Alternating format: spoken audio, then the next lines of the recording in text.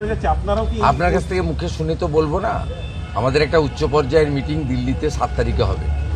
সেখানে ভারত সরকারের স্বরাষ্ট্র দপ্তরের লোকেরা থাকবে, পশ্চিমবঙ্গ থেকে আমি সহ।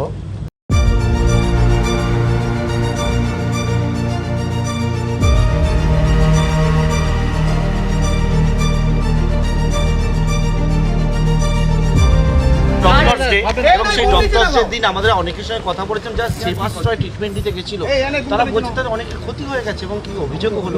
অভিযোগ এসছে, দেখবে পুলিশ প্রশাসন আছে। আজকে এই যে নিরোজলের যে উদ্বোধন হলো, সাধারণ মানুষ বা গরিব মানুষ কিভাবে সেবা পেতে পাচ্ছে? তো সেবা ভারসেবা এসেও তারা কিভাবে যোগাচার্য ঠাকুর প্রণমানন্দজির এটাই পথ ছিল, সেবা দান করা। আর এরা কমার্শিয়াল অ্যাঙ্গেলে করে না।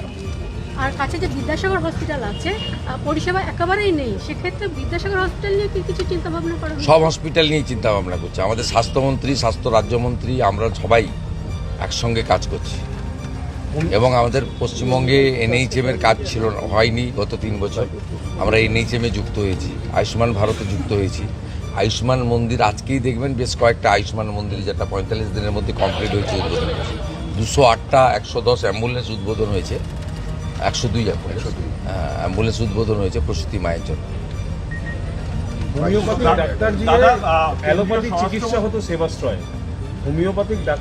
না, অভিযোগ এসেছে, আমি দেখেছি। এখানে এসপি আছেন, তিনি তদন্ত করবেন এবং জেলা শাসক বা স্বাস্থ্য দপ্তরের যা হেল্প নেওয়ার পুলিশ নেবে। ইটস এ ক্রাইম হলে দেখার জন্য ভারতীয় ন্যায় সংহিতাতে যা করার করা হবে। দাদা, কেন্দ্রীয় স্বরাষ্ট্রমন্ত্রীর সাথে জনবিন্যাস যে সমস্ত রাজ্যে বদলেছে, ও মডেল তো দেখেছেন ফলতাতে, আর নতুন মডেল না দেখানোই ভালো। একটি উচ্চ পর্যায়ের কমিটি গঠন করা হয়েছে যারা কেন্দ্রীয় স্বরাষ্ট্রমন্ত্রীর সাথে বৈঠক করেছে, যেখানে জনবিন্যাস বদলে গেছে।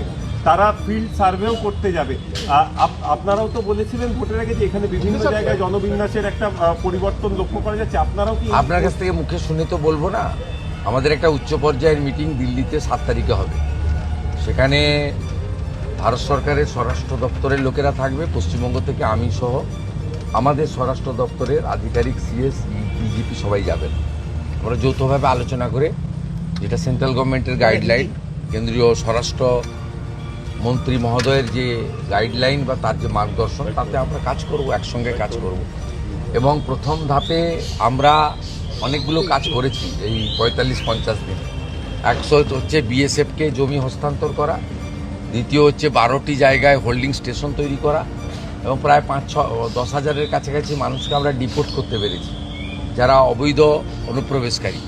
এখনও 1000-1500 মানুষ আমাদের বিভিন্ন হোল্ডিং স্টেশনে রয়েছে। বর্ডারের থানাগুলি বিএসএফের সঙ্গে যৌথভাবে সম্পর্ক রেখে তারা যারা অবৈধ অনুপ্রবেশকারী বা ভারতীয় নয়, তাদেরকে হোল্ডিং স্টেশনে আনছে এবং তাদেরকে কথা বলে, প্রোটোকল মেনে, পররাষ্ট্র নীতি তার যে গাইডলাইন আছে মেনে থ্রু বিএসএফ হ্যান্ডওভারও হচ্ছে। আমি যেটা সরকারে আসার পরে করতে পেরেছি, আগের সরকারের সঙ্গে সিপিএম বা তৃণমূলের সরকারের সঙ্গে যেটা তফাৎ, সেটা হচ্ছে আগের সরকার এই বাংলাদেশি অবৈধ অনুপ্রবেশকারী, মানে যারা সিএ এর আওতায় পড়ছেন না, তাদেরকে ধরে জেলে পাঠাতেন এবং তারা আমাদের ভাত খেতেন, আমাদের কাপড় পরতেন, আমাদের ওষুধ নিতেন। আমি এসে সেটাকে তুলে দিয়েছি। আমরা তুলছি, হোল্ডিং স্টেশনে রাখছি 1 দিন, 2 দিন, 3 দিন, তারপরে আমরা সরাসরি ডিপোর্ট করছি। এবং মূলত ভোটার লিস্টে ডিটেক্ট আর ডিলিট যারা হয়ে গেছে, এবারে তৃতীয় যে অংশটা বাকি আছে ডিপোর্ট, সেই কাজটা চলছে। এই কাজটা খুব দ্রুতর সঙ্গে চলছে, দুটো কাজ একসঙ্গে চলছে। ডিপোর্টের কাজও চলছে আর বর্ডারে বিএসএফকে ল্যান্ড হ্যান্ডওভারের কাজ চলছে। কারণ এটা শুধু পশ্চিমবঙ্গের সীমান্ত সুরক্ষার প্রশ্ন নয়, জাতীয় সুরক্ষার প্রশ্ন রয়েছে। আর এই জনবিন্যাস বদলে যাওয়ার যে বিষয়টা, এর সঙ্গে যুক্ত 1 আগস্ট থেকে সেন্সাস শুরু হচ্ছে এবং এই সেন্সাসের ফল পাবেন 27 সালের 28 ফেব্রুয়ারি মধ্যরাতে। এই সেন্সাসের চিত্রটা এসে গেলে আরও বেশি করে আগামী দিনে লং টার্মে পশ্চিমবঙ্গের এই ডেমোগ্রাফি চেঞ্জ নিয়ে আমরা অনেকগুলো ফ্রুটফুল অ্যাকশান নিতে পারবো। ভারত সরকার এবং স্বরাষ্ট্র দপ্তর